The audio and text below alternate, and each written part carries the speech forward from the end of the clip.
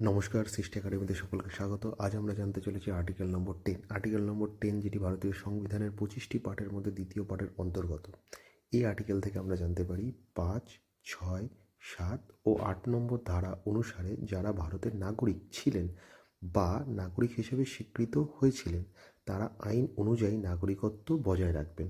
অর্থাৎ ব্যাপারটা এরকম দাঁড়ালো যে একটা মানুষ বা একটা ব্যক্তি যে ভারতের নাগরিকত্ব পেয়েছে তার নাগরিকত্ব স্থায়ীভাবে থাকবে, মানে তাকে 5 বছর 10 বছর অন্তর অন্তর রিনিউয়াল করার কোনো ব্যাপার নেই।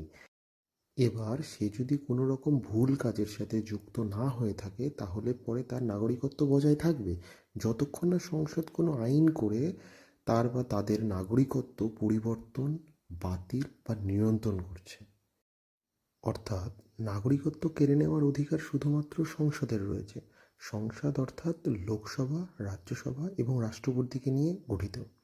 এক কথায় 10 নম্বর ধারায় নিশ্চিত করে যে আমাদের নাগরিকত্ব চলমান, ওটি কোনো একটি নির্দিষ্ট ডেটের পরে ওটা থেমে যাবে না।